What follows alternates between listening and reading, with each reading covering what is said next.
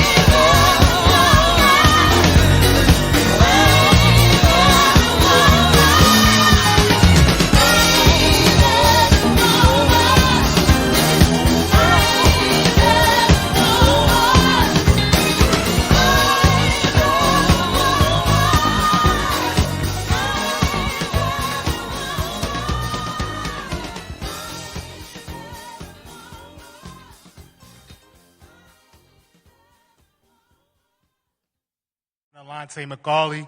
I'm with a grassroots organization called Flip Philly Red. We're here to offer you something different because you've been voting Democrat for the mayor's office for the past 70 years. In regards to bill number 250330, or what's part of the Safe Healthy Homes Act, I would like to ask Philadelphia, are you tired of voting Democrat yet? This is what communism looks like. You work extremely hard to save your pennies, but buy some property and you can't dictate when you want to evict the tenant. Do you really own your property or not? But we know what Philly Democrat politicians love communism for, because they let Comrade Mayor Sherelle Parker raise the communist China flag in the birthplace of America. Tenants can already sue or simply move if it's a problem. But laws after laws scare away independent contractors and create more government-controlled housing. These laws breed entitlement, bad actors, not paying rent, waiting for court dates, squatting on somebody else's property just like Governor Josh Shapiro is doing right now to his neighbors. To the landlords of Philadelphia, when you raise the rents higher up front to cover eviction hassles, I'll understand it. How are you going to tell a small business owner what to do with their own property? How many bad tenants have we seen? Always playing loud music, fighting and harassing neighbors, running drugs out of properties, doing drugs in someone else's property. Are you a small business owner or a caretaker? Are there tenants or are they your children? If the Department of Licenses and Inspections isn't serving good acting tenants properly, then we don't need new laws. We need to restructure the Department of Licenses and Inspections. Over 45 million taxpayer dollars proposed for L&I in fiscal year 2026, and they can't return a phone call? Racist Democrat President LBJ said, I'm going to have these niggas voting Democrat for the next 200 years. But you can change that in November. Stacey Garrity for governor. Excuse me. Thank you for your attention to this matter. Thank you. Excuse me. Please don't use that language in these chambers. Have a wonderful day. I can say what I want. It's my First Amendment. Have a great day. Next. You have not heard the complete truth about this bill. Bill 397 tilts the scale in favor of criminals against families who need the protection of the law and, of course, law enforcement.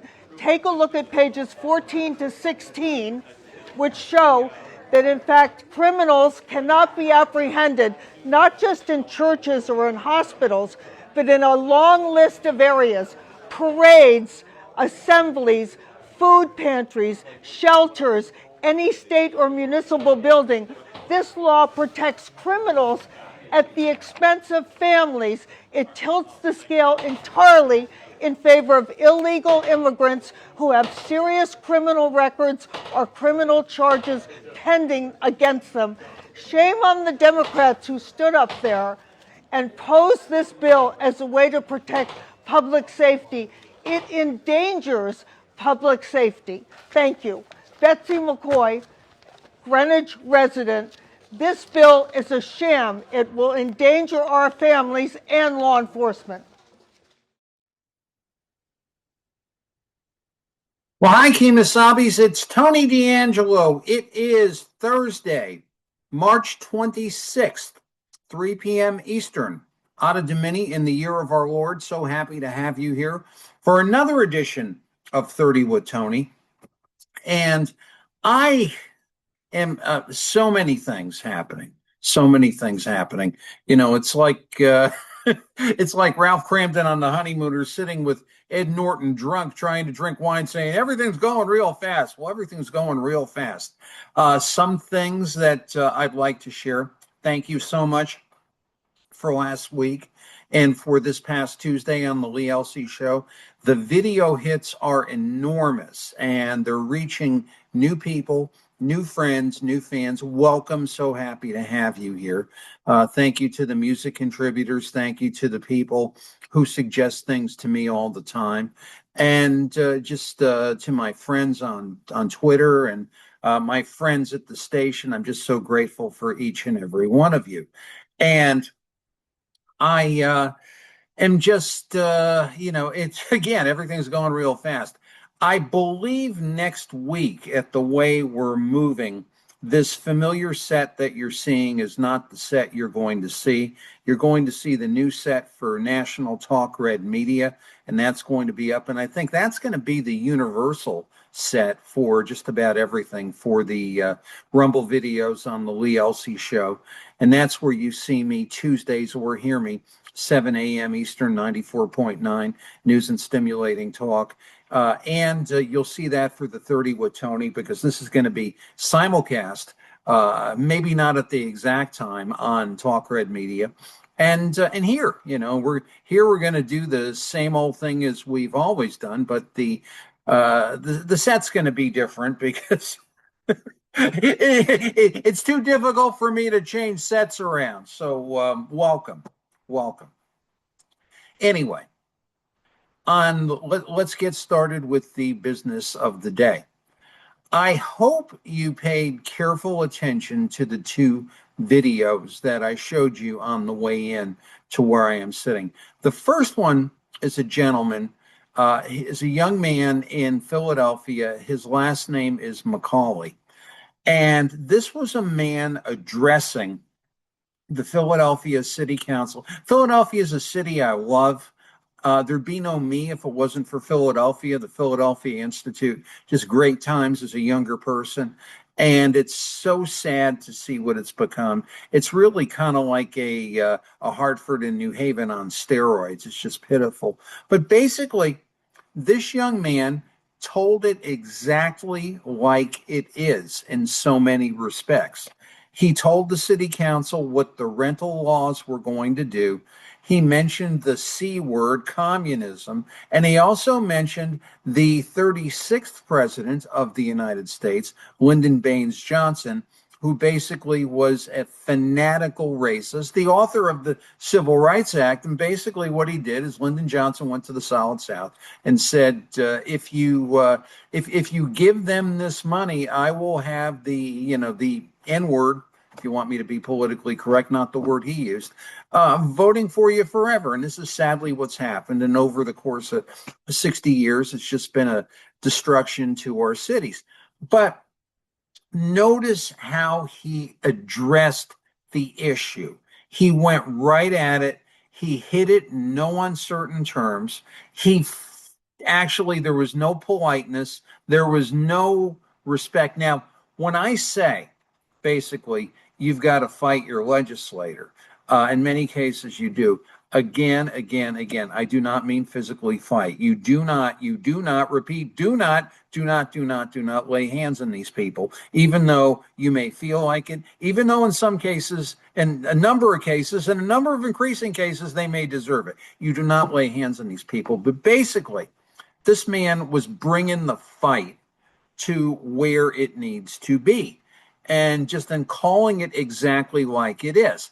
The second tape, if you will, or the second video, was the former lieutenant governor of the state of New York, Betsy McCoy, who is now running for governor in the state of Connecticut. Basically, she is running as an independent Republican right now. She's got no friends as being a Republican, at least in my estimation. And she's having difficulty getting through the tight little island, basically. And we're going to show you, we're going to analyze this as we go on. So basically, it's the kind of thing that when I don't know if I'm articulate nearly enough to explain it, but I am watching this spring so many people fighting for their lives in Connecticut, fighting for their lives to raise children, fighting for their lives to homeschool children, fighting for their lives to deal with their children medically and physically the way they want to. And basically, they are pleading to their elected representatives to do something about it. That's what elected representatives are supposed to do. When the Democrats have gone entirely off of the reservation, which they have, no insult intended to our Native American watchers, but I think that's an apt term for purposes of what we're dealing with. And it is the job of the Republicans to fight, in a way, in my estimation, the way that Mr. McCauley fought, the way that Dr. McCoy fought. And they ain't getting it, basically. They just ain't getting it. Oh, I think you're getting lip service, and I think you're getting a lot of window dressing. We're going to look at that. But basically, when you're fighting for your life, and when things are coming at you from all sides, you don't hold up your hands and ask for a timeout. You literally fight like hell.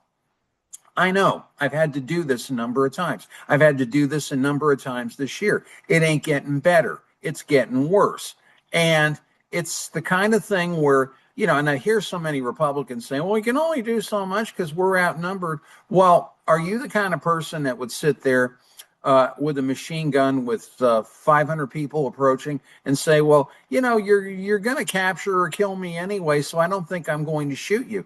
That's basically what we're seeing. And if you disagree with me, hear me out on this show and see if you disagree with me at the end.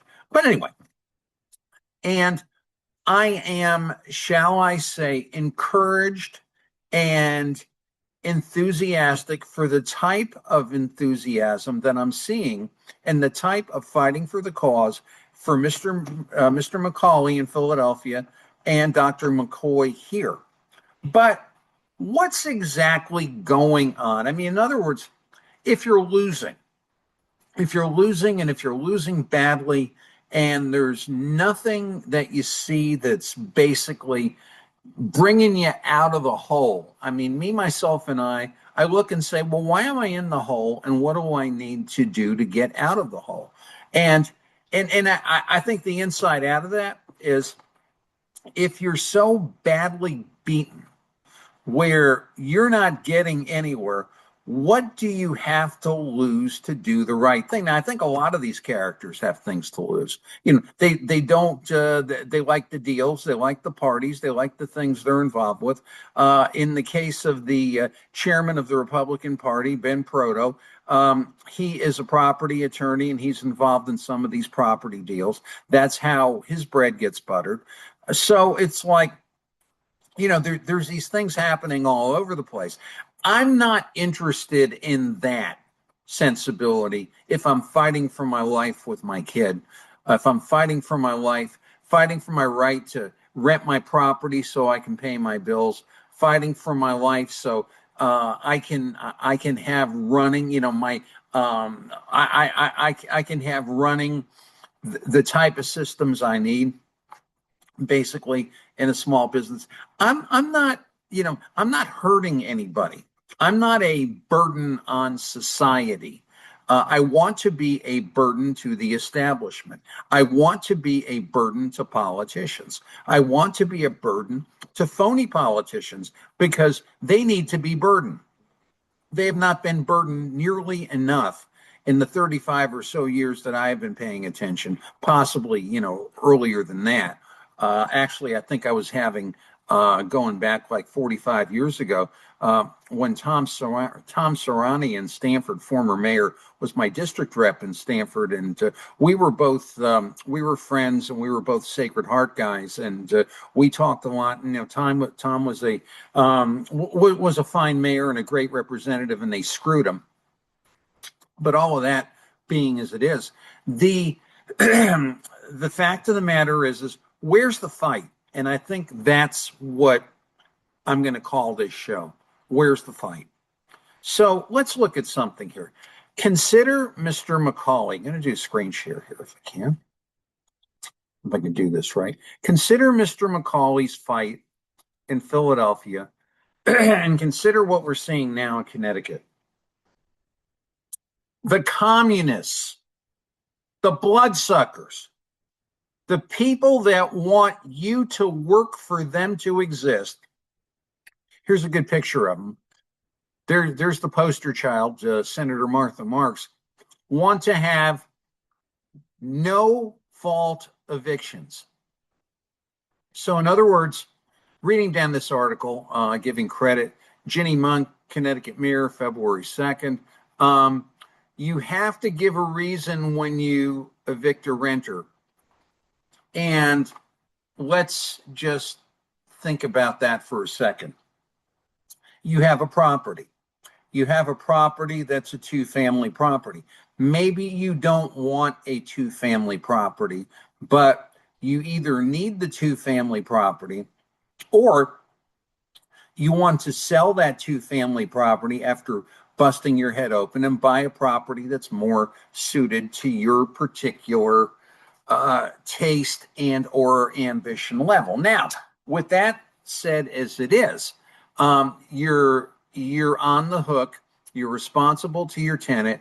You better pray your tenant pays you the rent.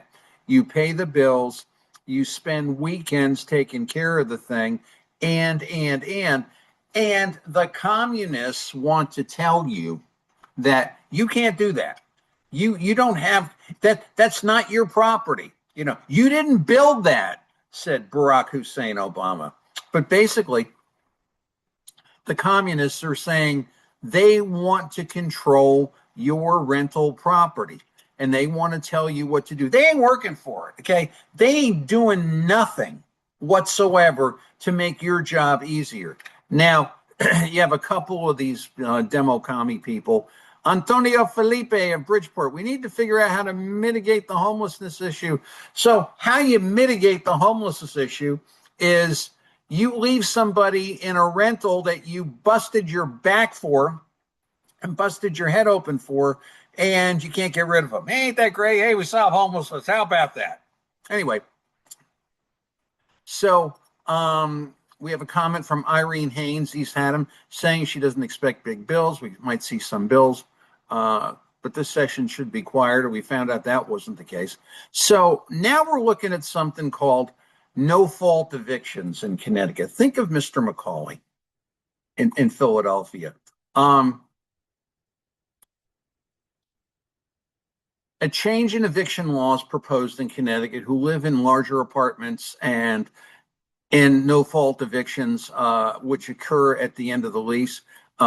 Efforts previously have fallen flat. Now, the person here, Luke Melanakis from the Connecticut Tenants Union, the tenants unit will lead the effort to pass the bill. So in other words, you need to have a reason to get rid of somebody. It's your property. Why do you need a reason? And if you have a reason, you've got to listen to a counter reason. Great work for another arm of the administrative state in Connecticut. Let's set up a tenant complaint bureau. Great work for the law firms in the state. Great work for the welfare system. More administrative state stuff. You know, it's like when they had that thing, not meaning to be so articulate, when Unite Us, which was an arm or is an arm of, Unite CT, which is an arm of Unite Us. And Unite Us is a Oak HCFT equity owned in part by the Lamont family and Huntress Lamont. When they had this thing and they had the money, they had the pandemic money flowing through it. Go do me a favor if you have absolutely nothing to do. Go and look up the amount of people that benefited from that didn't get rent money. Law firms, accounting firms, other people associated with that. It was a bonanza and a great support for the legal and accounting industry in the state of Connecticut. You could have done the thing on the spreadsheet, for crying out loud, basically.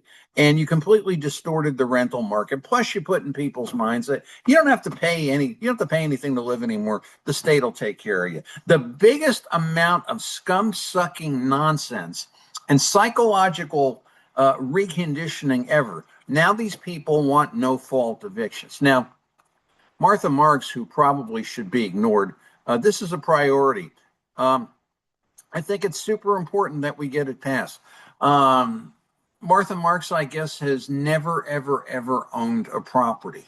Martha Marks has never, ever, ever owned a business. Martha Marks understands very little. But that all being as it is,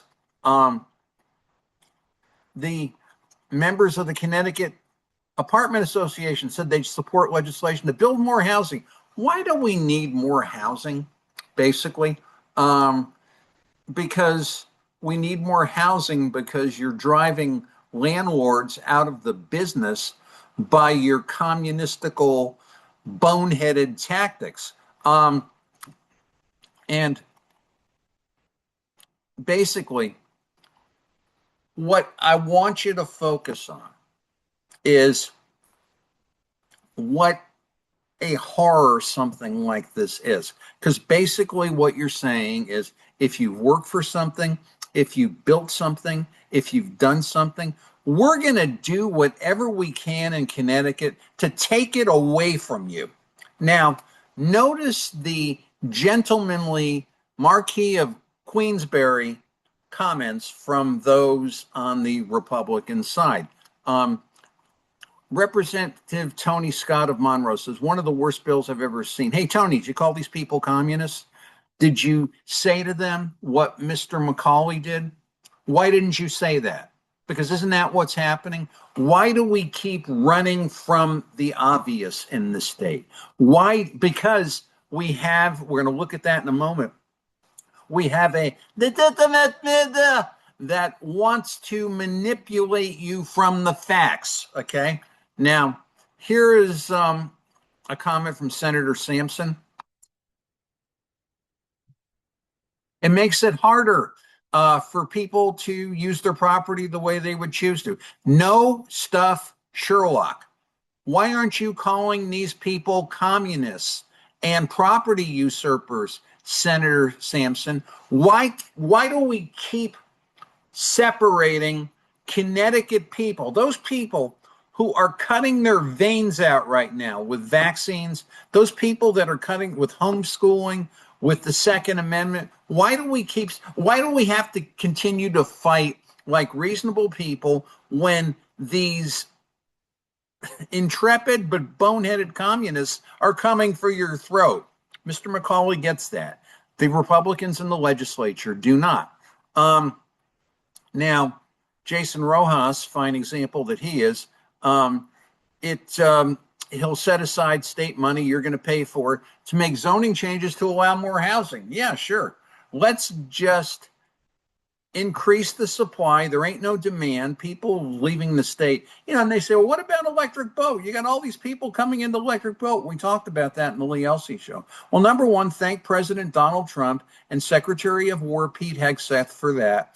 Now, I understand at the, whatever you want to call it, the celebration breakfast, all the Democrats were there. No Republicans were there. Nobody was there advocating for, to my understanding, Donald Trump and Secretary Hegseth bringing defense dollars to Connecticut. I mean, that's how badly infected the Trump Republicans, I'm sorry, not the Trump Republicans, the Connecticut Republicans are from Trump derangement syndrome in Connecticut. You can't say Trump. It's so sick. It's so sick.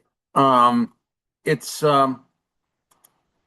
Cavers DeGraw, she's the one that wanted to put Quonset huts outside of churches. No comment is necessary. So basically, I think we have some other gentlemanly comments. Senator Jeff Gordon says he wants to expand the definition of affordable housing to include higher cost housing. Senator Gordon, why are you reasoning with these people? You're a doctor. Don't you see what they're doing? Why aren't you calling them communists? Why aren't you calling them property thieves? I mean, what is so hard in this example?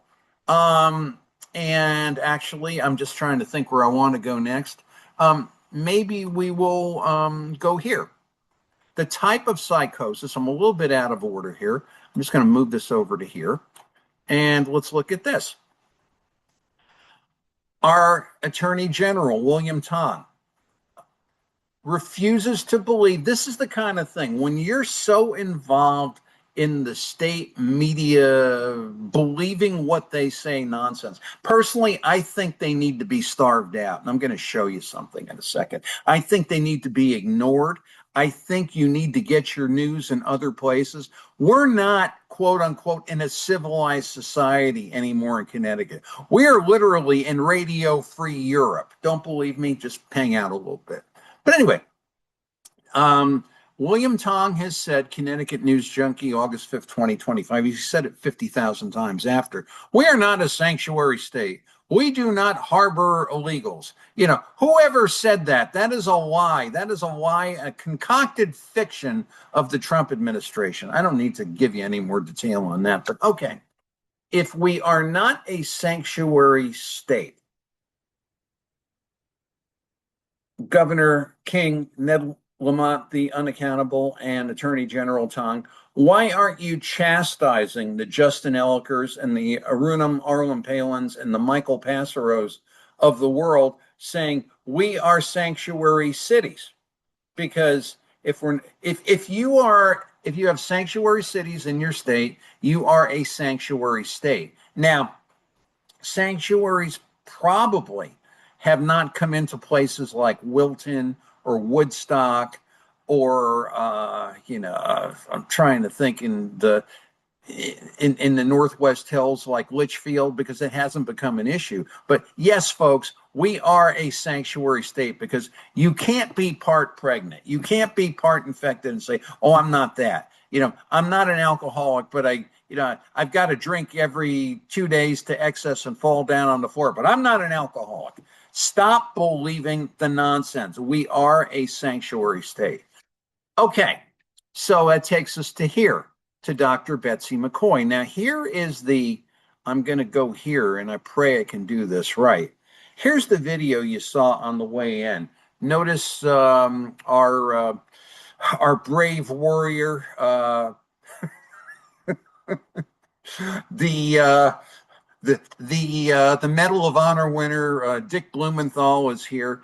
This gentleman here, I believe he is Kevin Rennie.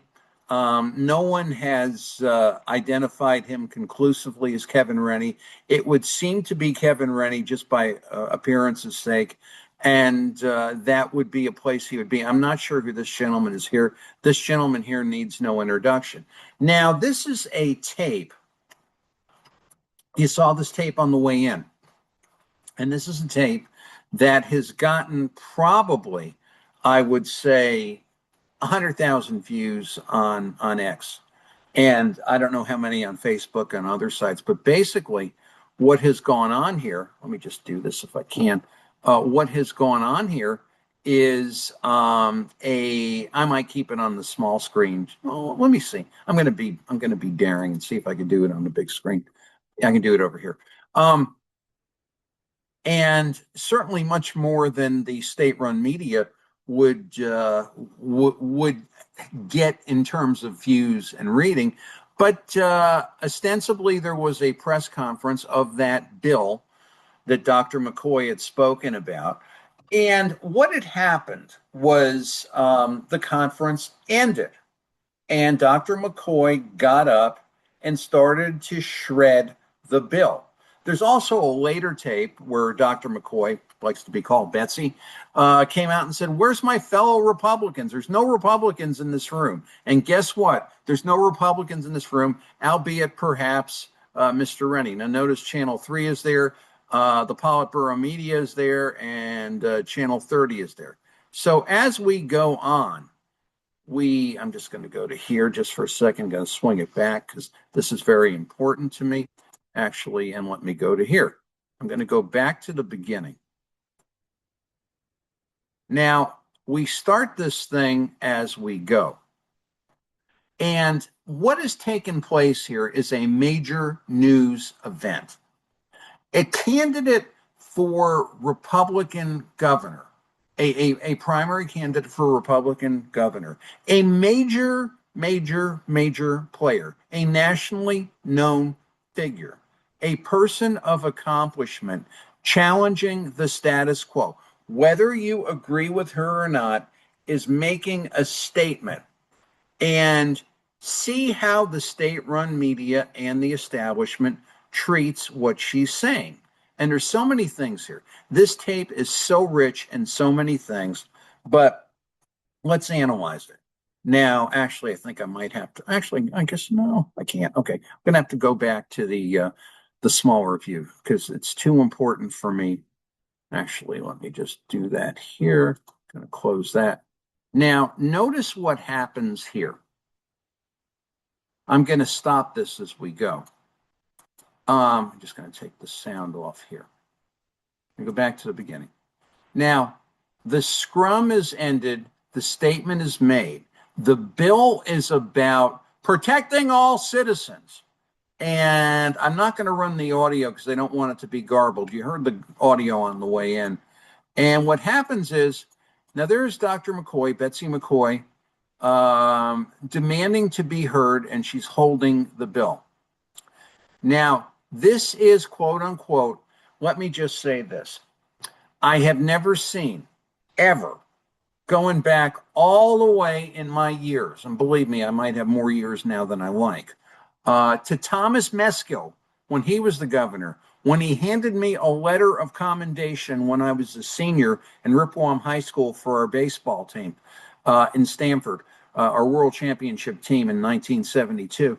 And I've never seen an aggressive, motivated candidate for governor do what Betsy McCoy did.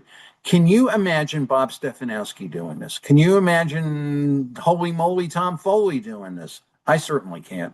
John Rowland, not in his DNA. But let's watch this scene very carefully.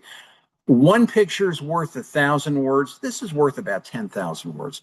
Now, she gets up and she charges to the front. Now, this gentleman here, ostensibly Kevin Rennie, is giving her the fisheye, the cold shoulder. Mr. Rennie calls himself a Republican, but apparently he's not, shall we say, enamored with what's taking place. He's got friends in the room. Now, she reads about the bill. Now, notice here, Senator Winfield smirking. He's walking away. Senator Stassrom, either paying no attention or looking like a kid that got his hand slapped. He's walking away. And the campus police or the legislative police, he is under, shall I say, an order of law to make sure that everybody gets out of the room safely. He sees she's not a threat. He's not going to start, dragging her out by her coattails. And this gentleman here, I'm not sure who he is. The gentleman here, he's a gentleman of the press. No idea, but he's just packing up. He's not going to report on this event. This is the operative thing. Here is Senator Bob Duff, the Democrat majority leader.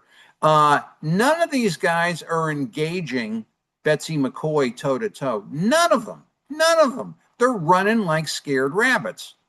And here we go. Now, here's the back of the head of Susan Raff. Channel 3, right? The political reporter.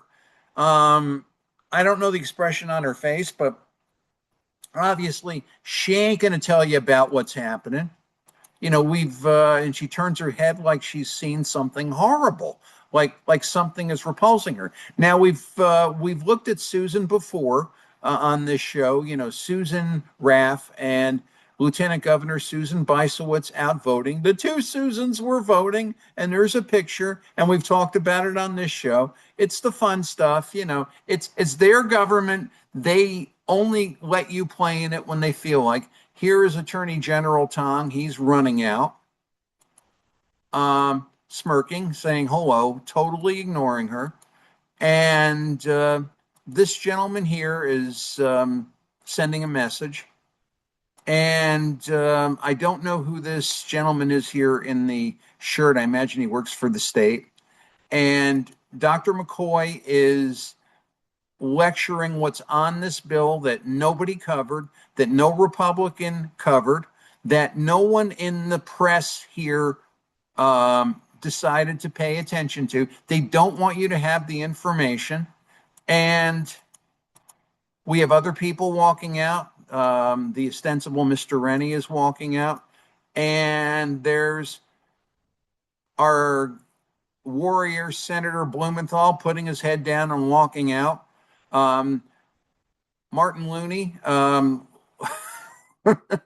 like this is almost like we did a horrible thing and we're ashamed of it, but we have no shame left. They're walking out, and she goes on to lecture the Mr. Rennie there, paying no attention whatsoever. There might be something this Saturday about that, talking about how rotten a person Betsy McCoy is. But Betsy is advocating for the safety Whether you agree or disagree with her, she is advocating to the best of her ability for the safety of Connecticut residents over illegal aliens. And they all left the room. Going to run that back. Maybe we'll revisit that. But do you get the drift of what's happening here?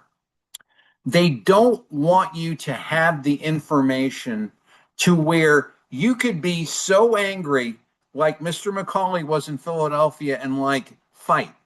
They don't want you to fight, basically. That's what it is. So when you come over to here, you say to yourself, well, you know, these people come out and they make these pronouncements and they're doing these wonderful things and they're for us and, oh yeah, please send money.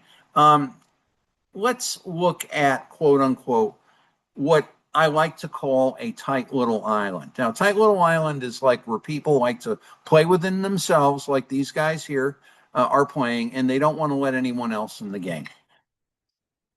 Suffice it to say, this was a press conference about illegal aliens having rights, and no elected Republican was present in the room. That's factual. Okay, let's go to here. What do they do? What do they do when they're telling you that they're for you? They're fighting for you. And how you fight is how Dr. McCoy did. And how you fight is like what Mr. McCauley did. But we've always been collegial in Connecticut. We've always worked to a common good. Yeah, the common good has gotten us broke. It's ruined our cities. It's made us business unfriendly. We're like business toxic at this point. And that's what it has done. And now it's starting to hit our kids and your health and your well-being. They don't care about you. I mean, you know, they will do whatever they can to take away your individual means of support. But what are they doing? Okay. Have a business conference. How about that?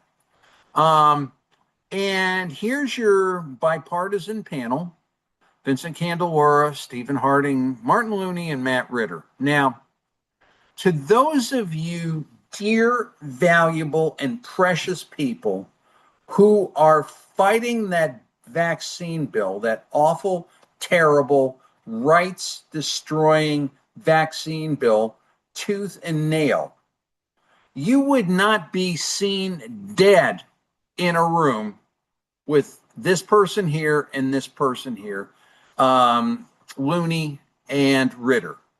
But apparently Republicans are there talking about business and everything's fine. And I'm at a conference and we're here to fix things because we're here to fix things for all of Connecticut. This is the crap they want for you to believe, basically. This is the crap that has been Connecticut government for God knows how long. And we're in the sewer now because of this crap, basically. And it's just, you know, well, it's always the welfare of the state because the state knows best. And we're going to be mature people. We'll fight for our causes. But, you know, in the end, we're all going to be friends. Well, what? Are they enemies? I mean, I don't sit in a room with my enemy. And it's like, well, I don't want to be an enemy. Somebody might say, well, if you don't want to be an enemy, are you a friend? Because right now you got to be one or the other. You got to be one or the other. You've got to be either on the side of, I want this thing fixed, or I'm going to turn around and, you know, if you can't beat them, join them. There ain't no middle ground. There ain't no variableness or shadow of turning. If you read your Bible, you know what that's about. But basically, and I don't read mine enough. But we're going to have a business conference. And guess what we're going to talk about at the business conference? We're all going to be buddies. We're going to talk about a single payer option for health insurance. And we're going to, quote unquote, listen to the wisdom of King Governor Ned Lamont the Unaccountable, who's going to tell us how much he cares about us and how much he loves us and why he is really in favor of whatever will get him elected, because it's the money, honey. They got to keep running it into the family. And was there any discussion here of a lower tax rate? Was there any discussion here of being competitive in the United States? Much like Betsy McCoy is talking about. And I mean, I look at the Republican candidates for governor this way. Betsy is coming out with things that I don't technically agree with every single point. I'm agreeing with 85 or 90% of it. I think some points need refinement, but she's sitting in the right church. The others are somewhere out in the street, and maybe one's at the beach. But basically, that encourages me, because we've never seen anything in Connecticut like this. We've never seen a governor candidate fight to that degree and putting everybody on notice. This is about people, because these guys can walk out and smirk. Nobody's going toe to toe with her. Nobody. And why is that? Because number one, they don't have to. And number two, they are miserable cowards. But anyway, when you get back to here, it's like, did we talk about quote unquote reducing regulation? Did we talk about the really good things in the One Big Beautiful Bill? What about opportunity zones, right?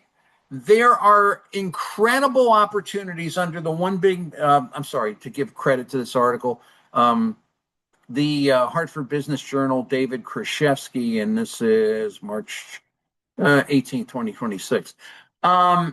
There are incredible opportunities for opportunity zones in the state of Connecticut. The entire state could be an opportunity zone. Does one politician of either party talk about that? What can we do to make Connecticut competitive? No, we're going to talk about a single payer healthcare option. And we're doing that because we've destroyed every single business that has ever come here. And now the state has got to do all the help. The bankrupt, sick, and decrepit, and inept and incompetent state is going to do health insurance. And that's what we're going to talk about. And this is what's here, because there ain't no other way to go. Folks, this is disgusting. This is what, I'm not for war for the sake of war. I'm not for violence for the sake of violence. And I say violence, you never hit these people, okay? You never threaten them. You don't take objects to them and things like that. It may drive you to that, but you don't do it. Drop the object, walk away. But basically, this is what you got. This is where we're now at. And Republicans are sitting there with straight faces saying, oh, this is great. I mean, I don't go in a room with that person. If I'm representing you and your kid they're forcing your kid to take a vaccine that you don't want them to, they're taking away your homeschool rights. And if I'm representing you, I don't go near these people. I do what Mr. McCauley did. I call them for what they are, because that's what it is. And it's like, and this mindset, if you will, is so anti-Connecticut, is so ungenteel, unmarquee of Queensberry, whatever the case may be. Because what we're used to seeing is this. We're used to people just walking away. Our quote unquote legitimate media will not tell you the news because we have to protect our tight little island. That's basically it. So if you run down here, I see nothing about business development. I see this whole article, the CBIA, the treasured CBIA, attended by more than 320 people. Yeah, they're all in the arm, basically. And what they're talking about is healthcare affordability. Yeah, they're talking about healthcare affordability because they can't go out and make their own money and make their own syndicates and plan their own way around it, because they are all the people there are quote unquote have drank the state Kool-Aid and want to make sure that they could afford the price of Kool-Aid. And so we've, we go on and on, the usual suspects, the usual characters. Why not be small business champions? CEO Chris DePeneman says. Yeah, Chris, we can be small business champions if you eliminate the stupid political influence, if you abolish the inept and incompetent, corrupted, and sick, money-wasting DECD. Yeah, we can be small business champions. But basically,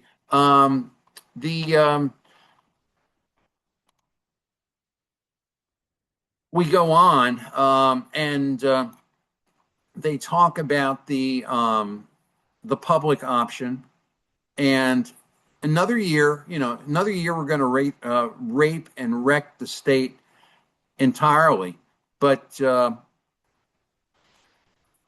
the only real comment you had from Vincent Candelora calling state workers getting unemployment, striking workers collecting unemployment a nightmare. And then you had, quote unquote, the usual characters, all of which we've been through. Controller Sean Scanlon, Mr. Present Value, Stephanie Thomas, the champion of your voting rights. We're making progress on the pension fund, at the expense of everybody else. Lamont's saying the fund is among the top 10 performing funds. Well, he can say whatever he wants because he gets his own valuation reports done. On and on we go. But what I'm really saying here is this is business in Connecticut. This is sickening. This is bad. This is terrible. And we have gotten away from any sort of individual initiative, any sort of business friendliness. Do you think somebody wanting to come in and move their business to Connecticut looking at this is going to do it? I mean, it's almost like a rest my case. But anyway, let's go on and look at a couple of things here. Again, they don't want you to know. They don't want you to see. This is another article, Hartford Business Journal. This was, I believe, yesterday, March 25th. Fuel cell technology took an ungodly amount of money from our inept, corrupt, money-wasting, and incompetent Department of Economic and Community Development, in addition to a 2% sweetheart loan in the millions of dollars. I believe it was $10 million. And guess what? Either they're so pathetic, or things in Connecticut are so pathetic, or everything's so pathetic, they can't keep their job commitment. It's pretty bad when the state is subsidizing 50% of everybody's job. We talked about that on the Tuesday Lee Elsey show. In other words, I go to the DECD and I say, give me a business development loan. And they say, great. And, if I sell my soul to the quote unquote legitimate quasi-public, they will give me a huge loan. They will subsidize my business. And all you have to do is just make sure you employ the same number of people, and we'll give you the money to do it, basically. And what's happening here is these people can't do it even after given the money. So now it's like, well, we're going to penalize you because you didn't do what you're supposed to do. Don't make me laugh. If anybody reads the audit reports that the state does on things like this, there's job forgiveness deals that are entirely ridiculous, but nobody pays any penalty. And by the way, as they are going out of business, what are you going to do? Attach their useless machinery?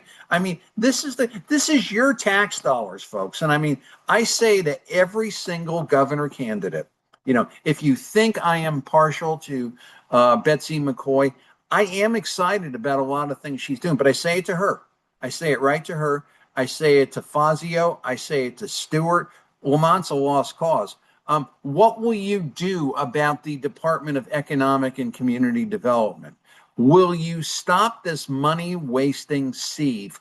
Will you stop this joke? Now they're into something called quantum CT, and they got all these kids, and hey, we're doing all these quantum projects. It's sort of like the 21st century version of Watch Mr. Wizard. The guy that would, I think he had a later incarnation. He was on, I think, one of the Nickelodeon channels doing scientific experiments. My mother hated him personally because anytime I tried to do something Mr. Wizard did, I would wreck the house. But that all being as it is, well, this is really cool. There ain't one legitimate dollar following any of that mess. Nothing at all whatsoever. And here we are, and we're just, what are we going to do? Are we going to keep doing this? Are we going to keep taking our taxpayer money and throwing it in the street? I didn't put it up on today's show, but I invite you to go back. A little fuzz on the audio we're working on with 94.9, but you can get the gist of it that we did on Tuesday with the Lee Elsey show. And we're talking about the legitimate marijuana industry and how it's losing its shirt because basically these people in the government, Ritter, Rojas, and the economist at the University of Connecticut, Fred Karnstein, cannot do grade school math. Basically, for that mess, it's all under DECD, for that mess to make a profit, none of us are doing enough joints. We've all got to do at least 30 joints a year. What's wrong with you? Will you not do drugs for the benefit of Connecticut? So, you can have more of like this kind of stuff. I mean, why not? You got to do drugs for Connecticut. But basically, that's what's happening here. What will you do about this? What will you do about incompetence? And I mean, listen, Republicans were in on this tackle for years and years and years. Anytime bazillions were handed out to Sikorsky or somebody threatening to leave, and people now are leaving anyway, even the bribes don't work, basically. Or, Bob's Furniture, we had looked at that on the bribe that was paid to them on Tuesday on the Lee Elsey show. But, and I would scream at Leonard Fasano saying, you are buying jobs with state money. He would do the typical Leonard Fasano thing and run. And that's basically what goes on here. And that's how pathetic Connecticut is. If we're picking winners and losers, the people Connecticut picks as winners lose. Don't you think you should try something different, folks? But oh no, you want to be fun guys. You want to be cronies, basically. So anyway, this is what's happening here. Again, our money's going in the street. Like it did with Semaphore, the Lamont's profit. That was an incredible carpetbag, basically. $48 million of state money, 2% sweetheart loan. All the jobs weren't Kerflooey. I mean, it's the same thing over and over. Dr. McCoy, Ryan Fazio, Aaron Stewart, what are you going to do about that? Because if any one of you gets elected, I will be on you to make sure that this does not happen again. And that's basically what you're paying for. You talk about all of the taxes you pay and the expenses and everything that's there. The Democrats want you to believe that it's all Donald Trump's fault and they're pointing at fuel prices. But why are your taxes high? Why is there so much difficulty in Connecticut? Because you got crap like this, basically. And it's just, I could be here for 10 hours telling you different stories. But what do we see? This is a poisoned organization. This is an organization that could not start a hot fire on a cold night. And do we see Republicans saying, hey, waste, fraud, abuse, stupidity, mismanagement, incompetence, race-based lending?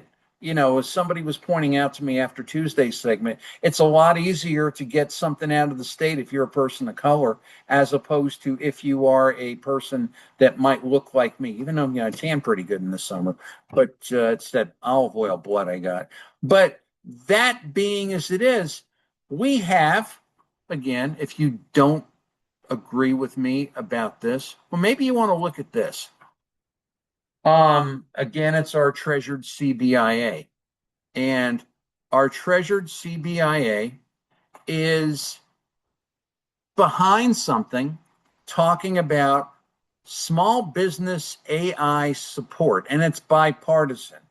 And this organization that continually loses money, that continually mismanages, that is involved in federal scandals, that is involved in, listen, on and on, going all the way back through the Malloy administration, the first five, Earl O'Gara, on and on and on and on. They're the bipartisan, wonderful people who are in this very nice, tight little island, and they don't want to see disturbed. They want to look out for me. They want to support AI in my small business. and whatever in the hell they're going to do, they're going to establish a small business AI program. Why the hell do I need you idiots to tell me what I'm going to do with AI in my business? Screw off and jump off a bridge, basically. It ain't broke, don't fix it. But they got to fix it. They got to fix it. And when you fix it, you have things like this. Actually, to give it better justice, this is what happens when you try to fix the rental market. This is what happens when you try to fix the fact and tell us that we don't have a sanctuary city. This is what happens when honest information from the best of somebody's heart is not reported in the media. And this is what happens when you try political establishment to mess with business.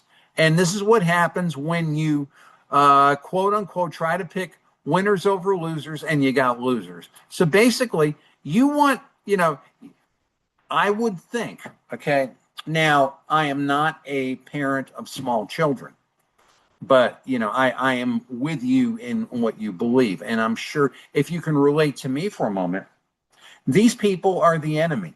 These people do nothing but make things difficult here.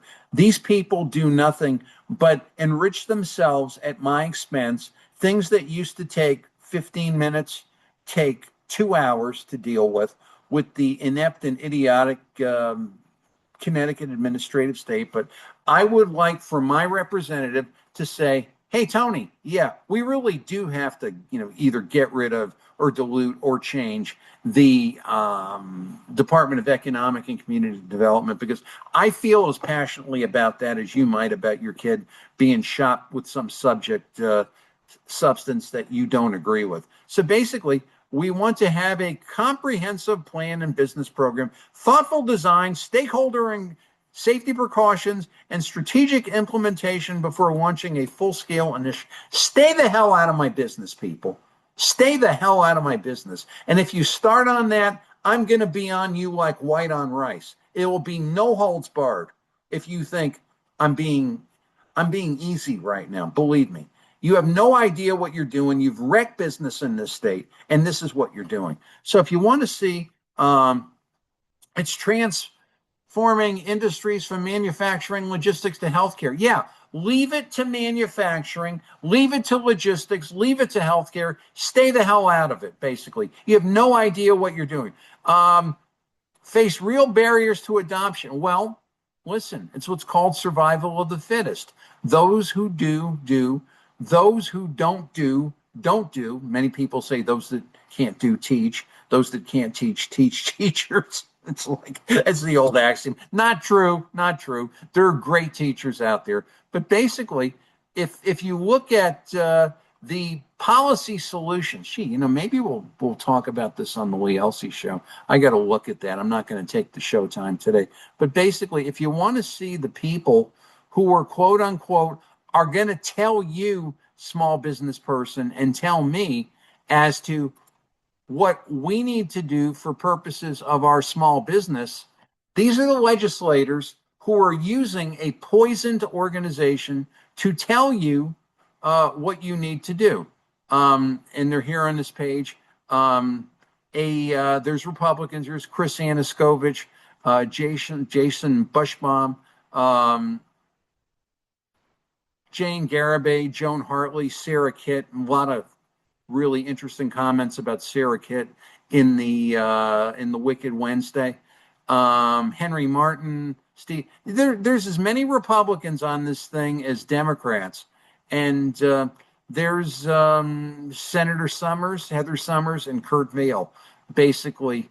And it's where I've said in the past that Senator Summers has made up her own laws when it comes down to AI protection, when the federal laws work very nicely. This is the whole thing. They've got to be involved in wrecking something where they don't need to be. And if you think there's a benefit to them being here, come here. Okay? Come here. Come here. Show me the benefit. You've done nothing for me. You've done nothing for me. You've done nothing for tens of thousands of small business, many of whom folded because of you, because of the fact of the COVID, shall we say, shutdown was mismanagement to the nth degree, total and complete political incompetence, and basically you were all paralyzed and you didn't move quickly enough when it was clear that you should. And not only that, but instead of a reasonable precaution, you went right into fear mode and you made the state more wreckage prone than it would have been ordinarily, and it was on pretty bad shape. So basically, let's review. I'm going to get a sip of tea and try to calm down.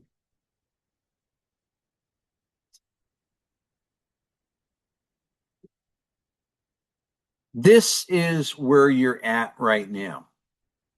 The communists want to steal your property. They want to disembowel you and take everything you have and use it for their benefit. And it is a war. If you don't believe me, you are politely extremely ignorant. We are a sanctuary state, which ties in very neatly to that. The rights of the illegal in Connecticut are far greater than your rights. And they don't want you to know that, but they'll lie to you. They will lie to you. And when you are challenged, as Dr. Betsy McCoy does here, they all turn around. I got to look at these. See, I want you to look at this. There's Mr. Rennie waving, hey, I'll see you when I see you. And as she's charging out, look at the look on his face. Like he thought he just came across a skunk at the picnic, basically. And again, this is truthful information. This is something which happened. This is a major news event, well over 100,000 views, and none of them are covering it. Okay? But we're going to talk about the state will have a public health care option. Doesn't dawn on anybody that we don't have health care because we have no business environment, because we kill business in this state, and we kill it because of crap like that. Why would you come to Connecticut and do anything? Oh, I think I'll have a rental property, rent my house out. Well, why? So I can't throw a bad tenant out? And basically, we're going to have increase, and we're not going to legislate against illegals coming to Connecticut, and we're not going to tell you that we're not going to legislate about that. And if we're Republicans, we're not going to challenge Democrats. Listen, I'm only telling you where it's at. Okay. I'm going to be on everybody. I mean, as it is right now, I'll hold that thought to myself as far as where the governor's race, I think, is headed, because none of us are really sure. But basically, this is the kind of crap that is, on top of everything else, that is ruining the state for everybody. If you're making your own way in Connecticut, and these people here are given a 2% loan on it, you can't make money handing, you can't lend money. You can't make money lending at 2%. Not when the rate of inflation is more than that. It doesn't work that way. But then again, the Republicans and the Democrats of Connecticut think it's just fine. So what are we going to do about this? What are we going to do about this? Until you get rid of this cancer, you will never, ever, ever develop business in this state, basically. And maybe that's what you want to do. But again, is there any challenge for that? Anything I have ever given you on this about the DECD is dirt factual. If you don't believe me, look it up for yourself. But they're all just going to keep dealing the way they've been dealing, and they don't give a damn about what you consider right or wrong. And that would seem to be obvious, because when you get over to here, they don't give a damn about telling you that illegals have no rights. I'm sorry, the citizens have no rights and illegals have all the rights. So that's today's show. And I'm going to stop the share.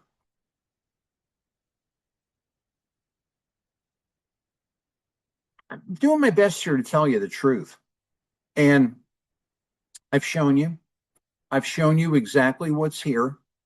And you draw your own conclusions. But basically, if they don't want you to know, because the more you know, the more you realize that they ain't doing what they're supposed to be doing, and or they ain't doing what you put them there to do.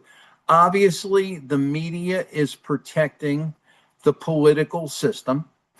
Obviously, people in the political system that should be fighting for you are not, to the degree they need to fight, like Betsy McCoy did, and like Mr. McCauley did in Philadelphia. That's fighting. Both of those things are fighting. And, I saw no punches thrown. I saw no blood, but I saw an evisceration of lies by the truth. And that's what we're about here, folks, the truth. And that's basically what's happening here. So I think over the weekend, you need to pour yourself a good stiff drink of very strong coffee. Or if you prefer an alcoholic beverage, just don't drink and drive, okay? And don't do crazy things when you're drinking, and say, hey, who's fighting for me? Who's doing what I need to do here? And it's not how nice somebody is, or how many nice slogans they have, or how many times they appear on your Roku, but we're really in a fight for life and death. And when you're fighting for life and death, it's the old Maslow's hierarchy. You deal with the basic stuff first. And folks, the basic stuff just ain't happening. But what's going to be happening next is the fun part of the show, and I think you're really going to like it. It's Tony D'Angelo here on 30 with Tony. We'll be back with the rest of the show. It's going to be a stone gas, honey, right after this.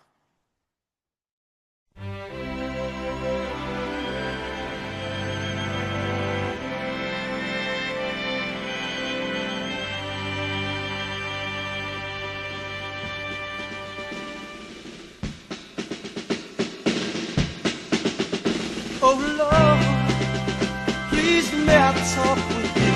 People cry in the land of the free. Something's wrong. This is not what they taught me. It's America the beautiful, my country tears of thee. It says here in the Constitution of the rights of every man, and it don't take law and order just to make me understand. If the mountain men refuse to see our equality, then it takes some demonstrate and a lot of faith in me. In this world of materiality, the dollar bill is as far as people see. If we lose the war on poverty, then America's not beautiful. My country's still a bit. We all don't want a revolution, but to make all mankind see there's a better way of being here than peace and harmony. So I ask you, Lord, to send some help to our country, so it once more can be beautiful and bring out praise to thee. Oh Lord, oh may we live to see all the dreams of the men who died for me, and all the young that have been waiting patiently for America the beautiful, my country tears of thee.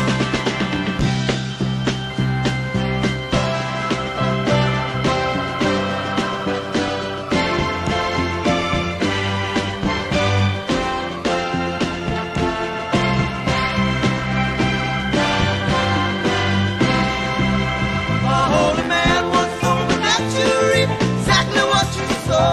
So I think I'll plant some love and peace and wait for it to grow.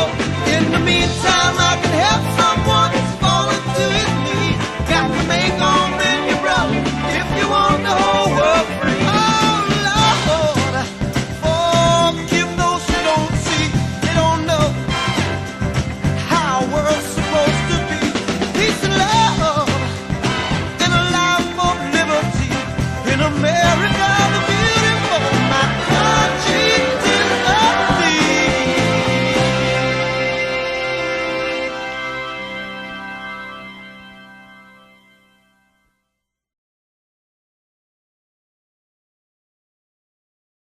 HMO Sobbies. It's the Trickster. It's time for a 30 with Tony classic movie review. And here's Tony. Well, thanks, Kemosabe's. Thanks for staying with us. In discussions over the past 10 days or so about really good, nostalgic video production or television production or things that really could never be duplicated again, I thought we'd go a little bit of a different way today on the Classic Movie Review and actually look at a television show. Now, this is a television show that was actually, it had closed before I was born, but yet it was played syndication all over the United States over and over. In my case, growing up in Stamford, Connecticut, we got the feed out of WPIX. And these are some of the best vaudeville comedy routines you're ever going to see. Now, what I'm going to direct you to is a show that, if you are of mature mind and can poke fun of yourself and look at things in a reality-based basis, will make you laugh so hard you are falling to the floor. My estimation, which in effect is nothing, this to me is the finest comedy show that was ever made. Only for its first season. After its second season, it started to get a little bit tired, and we'll get into that. But it's if you are a snowflake or if you are easily offended or highly PC, this show will probably send you to the hospital. And I don't say that as a boast. I say that as a statement of fact. But anyway, let me share with you some of the finest comedy in the estimation of D'Angelo that has ever graced the face of the earth. And here we go. When I get over to it, the show is the Abbott and Costello Show. It is an American television sitcom starring the comedy team of Bud Abbott and Lou Costello. It started in the fall of 1952 and ran until the spring of 1954. Each season ran 26 episodes. Now, the series is considered to be among the most influential comedy programs in history. 1998 Entertainment Weekly praised it as one of the 100 greatest best TV shows of all time. Jerry Seinfeld, who most of you know, declared that the Abbott and Costello Show, with its overriding emphasis on funny situations, was the inspiration for his own show. Now, a little bit of background about Abbott and Costello. Most of you know who they are, but perhaps some of the younger people do not. Abbott and Costello were a 20th, actually, I should say was, because we're referring to it in the singular, was a 20th century comedy duo. The players were Bud Abbott, who was known as the straight man, and Lou Costello, who was known as the funny man. They started largely during the Second World War and did a lot of motion pictures, full motion pictures. And back in those days, if you are a watcher of Abbott and Costello or the Marx Brothers, or I think Laurel and Hardy, I'm not as familiar with the Laurel and Hardy films. I have seen them. They all have a lot of plot, a lot of music, many times dancing. And the reason for that was people thought that when they were making these movies that no one would want to sit there and watch people gag for a couple of hours. When I say gag, not gag, choke, but gag around and tell jokes and things like that. Now, when this all happened, perhaps that was mistaken, because if you were a kid watching these movies, it's like, get to the comedy. I don't want to see the stupid dance. You know, it wasn't like in the days of VCRs and Roku and all that and YouTube. I don't want to see the girls sing. I don't want to see any of that. I want to see these guys tell jokes. And that was the formula for when you got over to the Abbott and Costello Show on TV, where they said, let's just cut out all the nonsense and let's bring the burlesque routines to television without the limitations and unpredictability of live television or the musical interludes or love stories that mark most of the feature items. If a gag was funny, the team filled it without little regard to plot, character, or continuity. If you watch all these shows, and I've watched them too many times, they try to weave a plot together around the gags. And that first year, the 1952-1953 year, is absolutely, positively pure gold. Now, the story of Abbott and Costello, there's been books written, there's been movies. This was an incredibly sad and awful tale in their real life. Bud was actually, as Bobby Fiore always corrects me, because my father had epilepsy. Bobby Fiore, my good friend, the Connecticut epilepsy advocate, always corrects me and says, when you refer to a person afflicted with epilepsy, you say, that person has epilepsy, not that they are epileptic. Bud had epilepsy, and he had a drinking program and a drinking program. Isn't that something? Aren't a lot of these alcoholic people seemingly on a drinking program? Drinking problem, D'Angelo. And Bud had a really hard life. He was not there was nothing to laugh about. Lou Costello, the funny man, had a worse life. His baby drowned during the Second World War, and he was entirely bitter after that. Plus, he was afflicted with heart trouble and a number of issues, and he died at a very young age. So for these guys to pull together as professionals and give us some of the best comedy ever to walk the face of the earth, to me, is just a testimony to the human spirit. Not only that, these guys were in terrible tax trouble their entire life. They were mismanaged. And what was worse than that, you want a reason to hate your government? These guys sold incredible amounts of war bonds doing benefits for free, basically. They were, they were lauded by Franklin Delano Roosevelt, the creeping socialist. That's how dedicated they were. The U.S. government went to them as far as their mismanagement and said, hey guys, I think you owe us some money. And that was a bitter dispute. And they ended up selling off every single thing that they owned. It was pathetic. But basically, they kept performing and they kept moving on things, and again left us some of the best comedy ever in the history of mankind. Now, the characters in this thing really bring it out. Their portrayal, their whatever you want to call it, their the show plot. They're unemployed vaudeville actors living in a small apartment in a rooming house in Los Angeles. Sidney Fields is he owns the rooming house. He's quite a versatile character. Sidney Fields will make you laugh so hard you won't know what you're thinking about. He's the landlord. The lovely and gorgeous Hillary Brooke is somehow finding herself living in this flopsy-topsy rooming house on some forlorn street in Los Angeles with people like Abbott and Costello. Gordon Jones plays Mike the cop. He was a noted man going up in the 40s, and his star kind of fell, and he started doing more comedy things. And then Joe Besser. Some of you may know Joe Besser if you're Three Stooges fans. Joe was an incredibly funny comic. He plays a man boy known as Stinky Davis.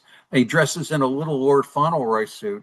Bobby Barber, you got to know who Bobby Barber is if you're an old movie fan. You will see him. And Joan Shaw Lee, we're going to look at a clip of her.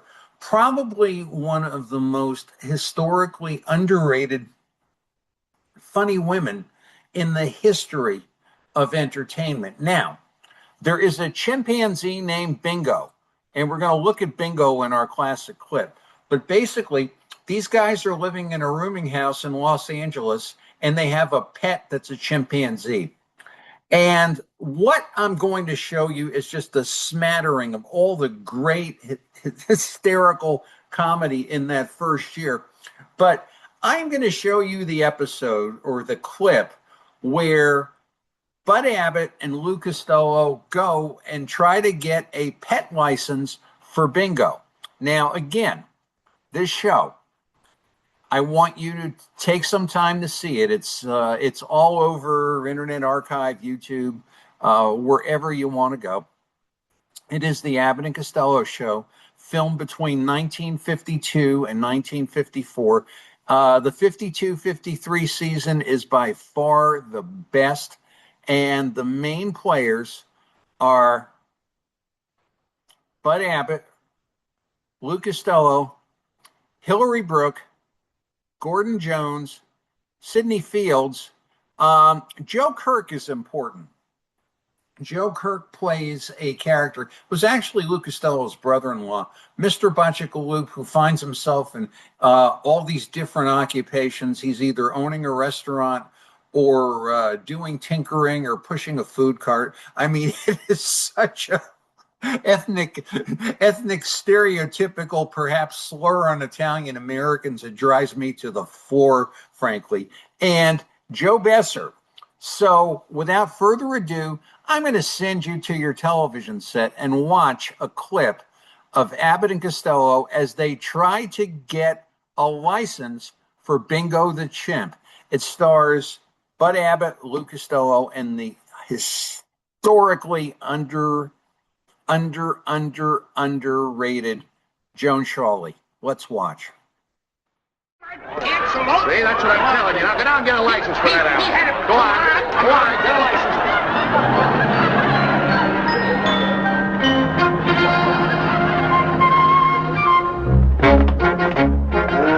Get up there, Bingo.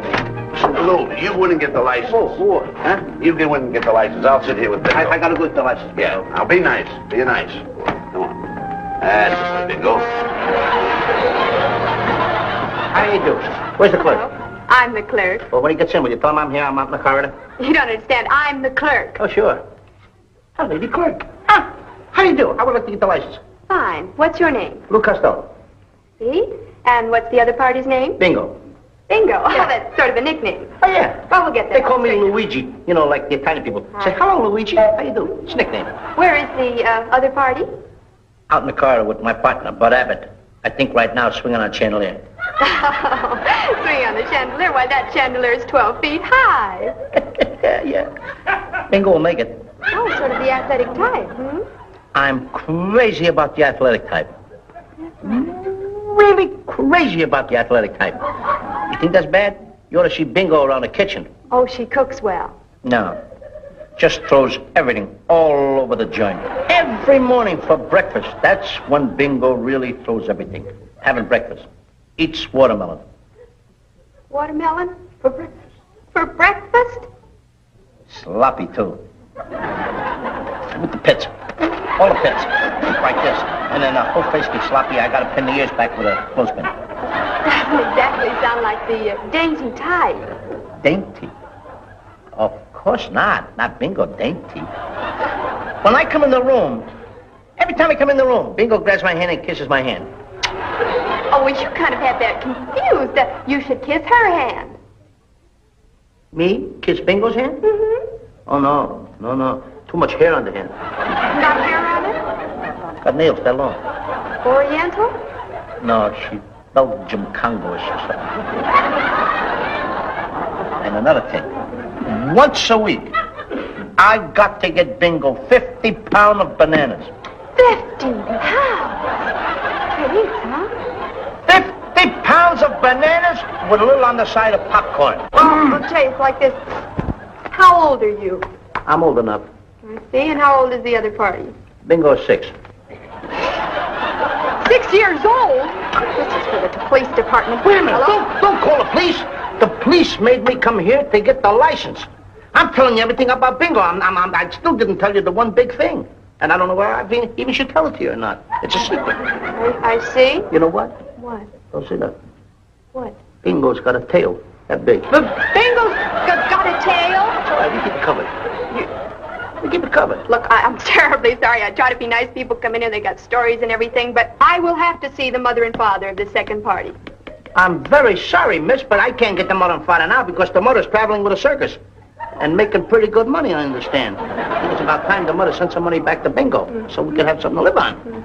And the father, I think he's still over in the Belgian Congo, up in a coconut tree hanging by a tail. The Belgian Congo. Are you buying a tree? Why did I come to work today? Look, I'm very sorry, but I cannot issue this license. I have got to see the other party. Will you please bring this Bingo in? There's Bingo.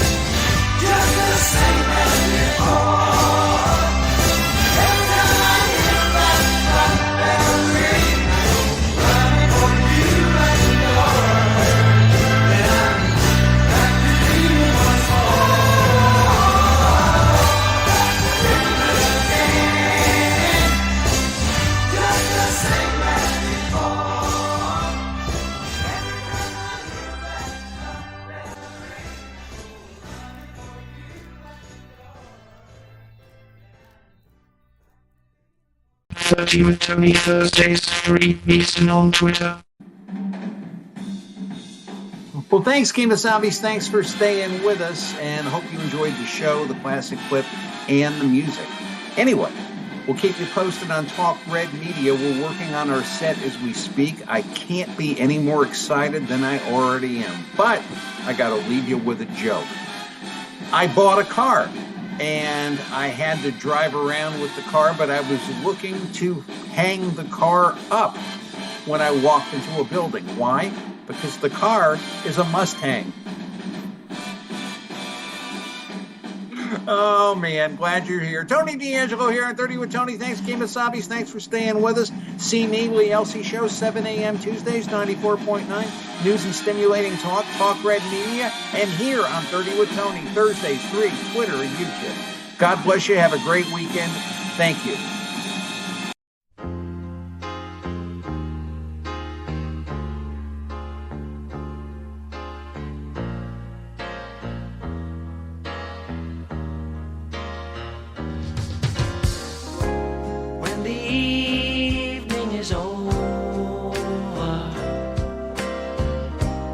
Put your head upon my shoulder, and I'll tell you something I believe is true. Happiness is me and you.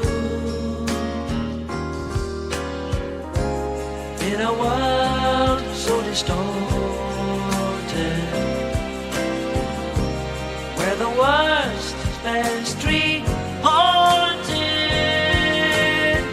love may be something that will see us through. Happiness is me and you. There may be girls that I'll remember who've made me happy for a while, but none of them compare with you, my love. However hard they all may try, if the bus that we're taking has for ages kept us waiting, what does it matter, even in a queue? Happiness is me and you. There may be days when you discover I'm not the man you think I am, but through it all we will recover without the aid of any plan. When the weeks turn to hours, and in June it's April showers, I'll tell you something I believe is true. Happiness is me and you. Happiness is me and you. Happiness is me